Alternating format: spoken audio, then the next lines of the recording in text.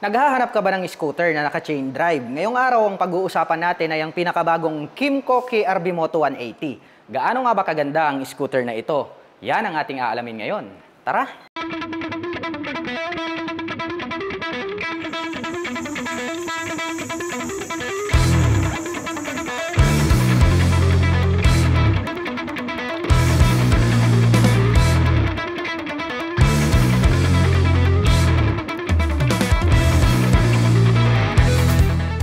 Para po doon sa mga kababayan natin na naghahanap ng scooter na naka-chain drive, mayroon po tayo ritong Kymco KRB Moto 180. At nag-iisa lang to dito sa Pilipinas dahil nga po ito yung kanilang chain drive version. So talagang napakaganda, no? Well, wag nating patagalin at tignan natin ang kanyang specs and features. Unahin natin itong kanyang body and design.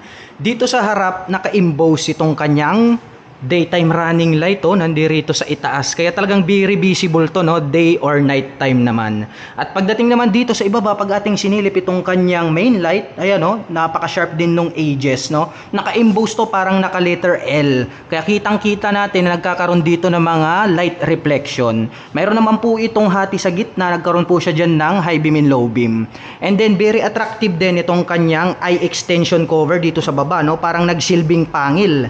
Ayan, nagkaroon tayo ng two-tone color combination. So gray po tong part na to, and then glossy black naman po siya rito. Well, dito sa itaas, ito talaga ang very attractive na color dahil di ko masabi, dahil para siyang green na parang violet. So nag-iiba-iba po yung kanyang color, no, in any different position. So talagang napakaganda, very attractive yung kanyang color. Naka-emboss tong part na to, and then V-shape design din po siya. Nagkaroon naman po siya rito ng decal, ayan, parang sign ng kawal, no, na malupit. At dito naman sa itaas, nagkaroon po siya ng windlet dito, may butas na dalawa sa itaas. Nagkaroon ng V-shape design dito na naka-emboss, and then deep lines. And then ang cute din ng pagkakaposisyon nitong kanyang visor, no? Nandirito siya sa gitna, glossy black naman po yung kanyang color. At dito po sa itaas may nakalagay po rito na Kymco. Ito po yung kanyang brand name. Ayan, naka-emboss naman po to, 3D emblem, kaya talagang malupit yung kanyang dating. Well, dumako naman po tayo rito sa itaas. Ayan, ang tulis din ang pagkaka-design nitong kanyang upper part, no? Yun, talagang sharp yung kanyang edges. Well, dumako naman tayo rito sa kanyang side cover. Yun, talagang pointed din yung pagkaka-design pag ating sinilip, no? Talagang matulis rito hanggang rito sa may gitna. Well, flawless yung dating niya rito, wala siyang gaanong mga decals. Kaya masasabi natin na talagang very premium yung kanyang datingan. Well, mapunta naman po tayo rito sa kanyang front fender. Yun, ang ganda ng kulay na to, no? Parang dark green, violet. So nagbabago-bago talaga siya in any viewing angle. And then parang metallic po yung kanyang pagkaka-paint job. At nagkaroon ng two-tone color combination, matte black naman sa part na to. And then may nakalagay naman po rito na TCS, also known as Traction Control System. Well, ang advantage naman po ng scooter na ito, pagdating naman po dun sa mga palikulikong daan or madudulas na daanan, yung atin pong traction control system ay isang malaking bagay dahil mayroon po itong sensor dito po sa likuran na kung saan ay binabantayan po nito ang pag-ikot ng mga gulong 100 times per second. At pag na-detect niya po na mag-o-overlaps itong ating gulong, ay agad niya pong pagpapantayin ang ikot dito sa harapan, para maiwasan po natin na ma-skid or madulas or masemplang itong ating scooter. So ganun kaganda yung kanilang traction control system. Well, mapunta naman tayo rito sa kanyang front suspension. Ito po ay equipped with traditional telescopic fork. Matte black naman po yung kanilang ginamit rito. Dito sa gitna may added reflector light. So magkabila po yan hanggang rito sa kabila. So talagang very visible naman yan pagdating po sa mga cornering. Well, pagdating naman po sa kanyang rotor disc brake, napakalaki, no? Napakalapad din, and then thick, makapal. Naka-flower rotor disc brake din siya, mga ka-LM. Along with 2-pot caliper na Kymco brand. So matte black naman yung color. Well, dagdag lang natin, ito pong kanilang scooter na ito ay equipped na rin po siya ng ABS, also known as anti-lock braking system. Well, naka-dual channel to, mga ka-LM, hanggang rito sa harap hanggang dun sa likod. Ang advantage naman po niyan pagdating po sa mga sudden stop, kapag atin pong pinihit yung ating mga preno, hindi po maglalak yung ating caliper dito sa ating rotor. So maiiwasan po natin na mag-skid itong gulong at magwabol itong ating manubela pagdating po sa mga biglaang preno. So talagang maaasahan natin ang ABS dahil nakakapagbigay po yan ng smooth na braking power.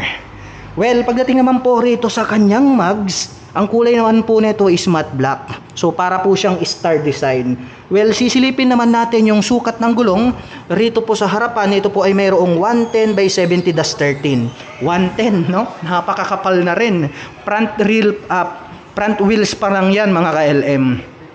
Well, bago yan, dumako naman po tayo rito sa bandang itaas. Hinahanap ko kanina yung kanyang turn signals. So, hindi natin siya nakita rito sa down part nitong kanyang pairings. Nandito pala siya naka-built-in sa itaas. Ayan, no? So, nandito po siya under the lever. So, talagang very visible to kasi nasa itaas, no? Talagang kitang-kita nila kapag ikaw po ay magte-turn sa kaliwa at kanan.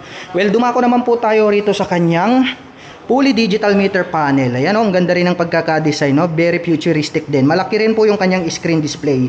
At may nadagdag po rito sa bandang gitna. Nandito naman po yung kanyang mga light indicators. At nandito naman po yung kanyang mood at yung adjustment selector. And then para sa akin, no, very attractive yung color nitong kanyang lock dito sa gitna, oh. At the same time, very flawless kasi nga naka-naked handlebar. So, gold yung kanyang color. And then, nagkaroon naman po siya rito ng parang silver, no, na metallic. So, talagang para sa akin is good looking yan. Dahil nga po, talagang very flawless yung kanyang datingan. Pagdating naman po sa mga buttons, dito po nandito yung kanyang passing switch. Nandito naman yung keyless. Just example lang po mga ka-LM na hindi na po gumagana yung inyong keyless remote or na lobat, pwede nyo siyang gamitin rito. So just press lang and then pwede nyo nang i-on itong inyong scooter. And then dito naman sa gitna, nandito naman po yung kanyang TCS. So pwede po siyang i-turn on and off. At nandito naman po itong kanyang high beam and low beam, ang kanyang turn signal selector at ang kanyang horn. At nandito naman po itong kanyang rear brake. At sa kabila naman po, nandito naman po itong kanyang electric starter. At ang kagandahan niyan, no, vice versa. Dito po is electric starter, dito po sa kabila, hazard po siya. So mayroon po siyang hazard light. Yun ang kagandahan niyan. Nandito naman po itong kanyang front brake. Well, dumako naman tayo sa kanyang ignition. Dito sa ibaba, ayan po siya, equip na po siya ng keyless. So pa-remote ka na lang. And then ang kagandahan niyan, all-in-one na rin po siya kasi nandito na po yung navigator para po sa kanyang fuel tank. And then para sa kanyang seat opener. So napakagandang features para sa isang scooter. Well, dito naman po sa gitna may makikita tayo rito na utility hook. Ayan, oh. So built-in na po yan. So pwede po tayong magsabit dito ng ating mga important belongings. At dito naman po sa bandang ibaba, nandito naman itong kanyang fuel tip. So nandito po located yung kanyang fuel tank. Well, ang kagandahan yan, very accessible, no? Just for example, kapag ikaw po ay magpapagas, hindi mo na kailangang bumaba mula sa pagkakaupo dahil nandito na siya sa harapan. So agad-agad makakapaggas ka na, 'di ba? So effortless na talaga siya. Well, subukan naman nating buksan gamit itong kanyang knob. 'Yun. Nagbukas. So napakaganda rin itong kanyang positioning. Well, mapunta naman tayo rito sa kabila. Napakalawak nitong kanyang bulsa, yung tinatawag nila rito na pocket mga ka-LM, oh. So dito marami tayong mailalagay, no, kahit yung ating mga tumbler ng tubig, mga barya, coins, towel. So talagang marami kang mailalagay kasi talagang very spacious siya. At dito sa bandang itaas, nagulat lang ako, mayroon pa siya ritong USB. Yan, buksan natin. Yan, oh. So mayroon po siya ritong USB charging port na dalawa. Mayroon po tayong USB-A na 5 volts 2 ampere and then quick charge. So yung puti, ito po yung normal charging. Ito naman pong kulay orange, ito po yung fast charging natin. So yung fast charger po natin na quick charge is 2 times better and faster than the standard USB. Kaya mas mabilis ma-full charge yung ating mga mobile phone compare natin dun sa standard. Well, mapunta naman tayo rito sa kanyang footboard. Napakalawak din, no? Ayan, no? Talagang very spacious. At the same time, nagkaroon din po siya rito ng footrest extension. At dito pa, mayroon pa rito, pwede ring paglagyan ng ating mga paa, no? Pwede tayong mag-cruising style. So, subukan naman nating sakyan. Yun, no? Napakaganda. And then, syempre, anti-slip rin po yung kanyang design. Hindi po siya dudulas. And then, just for example naman po na mayroon tayong mga existing baggage na malalaki na hindi kasya rito sa ating underseat compartment, pwede po nating ilagay rito po sa center ng ating footboard.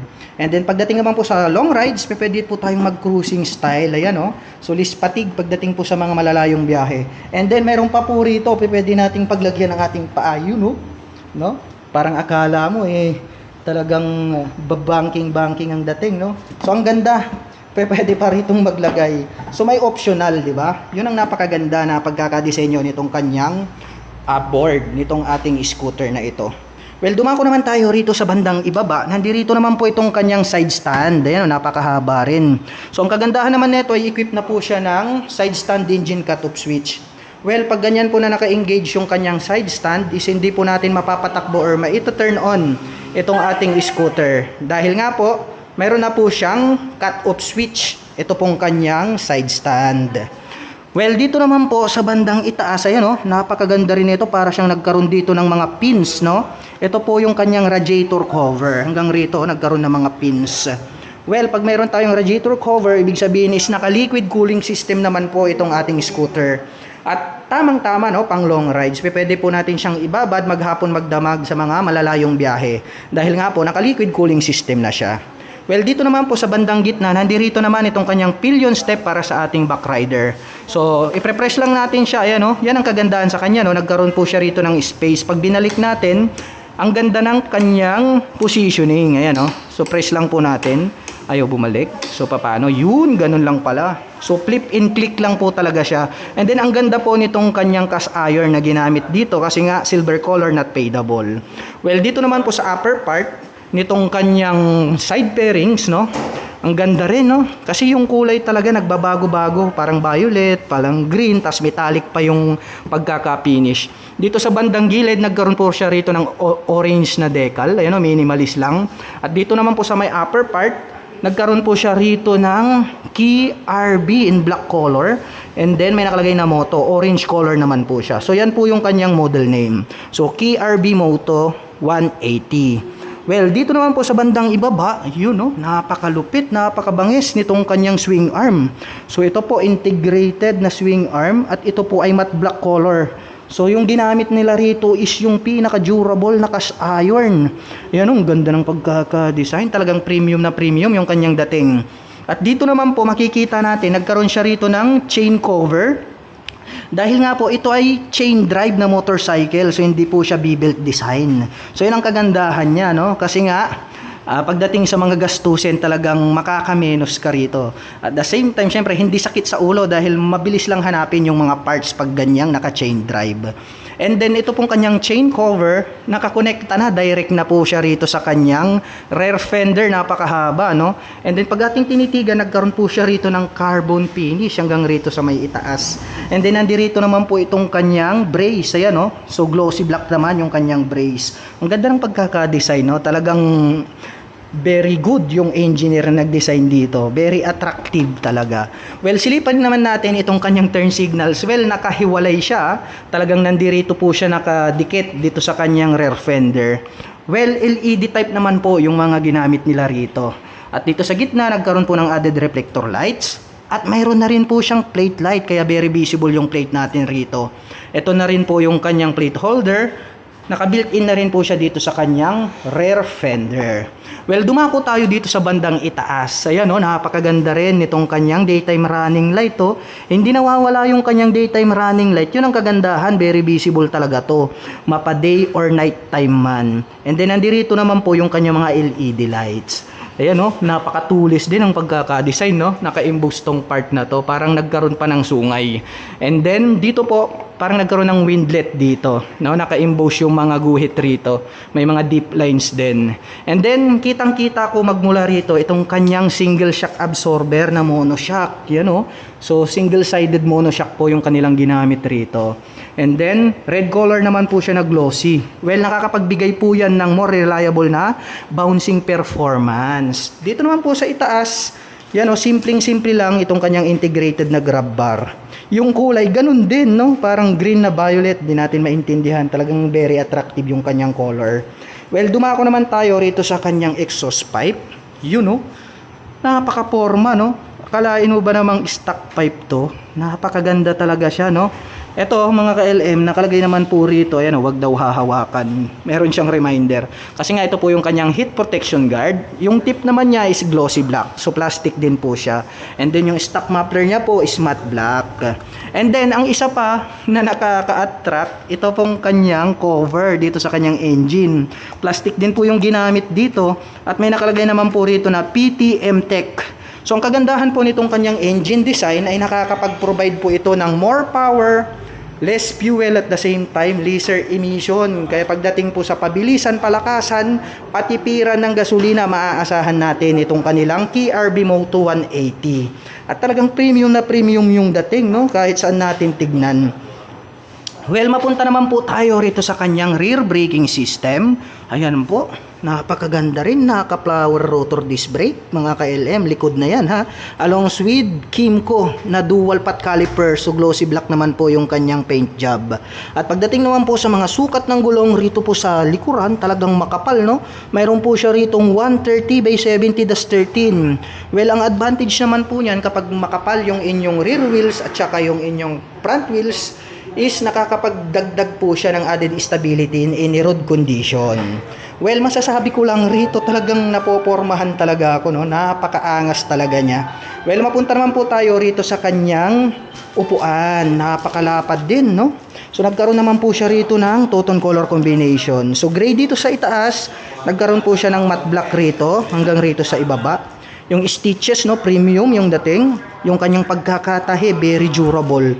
May makikita naman tayo rito na KRB na nakatatak dito sa kanyang upuan. Ayun, no, very comfortable talaga. Yan naman ay susubukan nating buksan para makita naman po natin kung gaano kalaki itong kanyang underseat compartment. Well, punta tayo rito sa kanyang knob selector. So, close natin yan. Yun. Nakita nyo mga ka-LM? So pagbaba natin, automatic po tumaas agad itong kanyang upuan. So yun ang kagandahan niyan, no? Kasi nga itong kanyang built-in na spring is automatic. So automatic po siyang tumataas. Try po natin ulit. Yun ang kagandahan. Kasi nga hindi mo na siya aalalayan, no? Kapag yung itataas. Yung iba naman bumabagsak. So yun po yung advantage nito. And then napakaluwag talaga nitong kanyang underseat compartment. O kasyang-kasya rito yung isang full face helmet. At the same time, kung gusto nyo mag-travel, napakaraming mga important belongings na pwede nyo ilagay dyan sa loob. Dahil nga talagang very spacious. Well, talagang complete package, no? Yung pagkaka-design nitong kanilang KRB Moto 180. Kaya ano pang hahanapin mo kung nandito na lahat, no? May ABS, dual channel, may TCS, may USB, no? Napakalaki ng underseat compartment. Lahat nandirito na, naka-LED na lahat. At the same time, ang kagandahan nun, naka-chain drive, di ba? Saan mo yan makikita? Talagang napakabangis, no? Design pa lang, specs and features, wala ka nang masasabi. At ang atin pong Kymco KRB Moto 180 ay mayroon pong 795mm na seat height. Ngayon naman ay susubukan nating sakyan para malaman natin kung gaano nga ba ito kataas. By the way, my height is just around 5'6". So kitang-kita naman dyan sa ating camera, lapat na lapat yung aking foot below the ground. Kaya masasabi ko na talagang very comfortable to para sa tulad ko na 5'6" in height. At pagdating naman po sa kanyang engine specifications, ang atin pong Kymco KRB Moto ay mayroon pong 175.1 cubic centimeter engine displacement to be exact. Naka single cylinder, naka single overhead cam, 4-stroke with 4 valve. At nakakapag-provide naman po ito ng maximum power na 12.5 kW at 8,000 RPM. Habang nakakapagbigay naman po ito ng maximum torque na 15.48 Nm at 6,500 RPM. At may bigat po itong 147 kg. At ang presyo po ng ating Kymco KRB Moto 180 ay nagkakahalaga po ng 199,900 pesos. At kung balak mo naman pong kumuha ng hulugan ay kailangan mo lang pong mag-down payment ng 29,985 pesos. At pagdating naman po sa kanyang monthly installment, ito po ay mayroong 8,917 pesos sa loob ng 3 taon. At para naman po sa mga kababayan natin na nakapanood ng video na ito at interesadong maglabas ng pinakabagong Kymco KRB Moto 180, ay maaari nyo po silang puntahan at bisitahin dito po sa Kymco Arellano Street, Dagupan City, Pangasinan. At ito po ang kanilang contact number na maaari nyong tawagan para po sa lahat ng inyong mga inquiries. At para naman po sa mga kababayan natin na balak magpunta rito, ang kanila pong operation time is starting 8 AM until 5 PM from Monday to Saturday.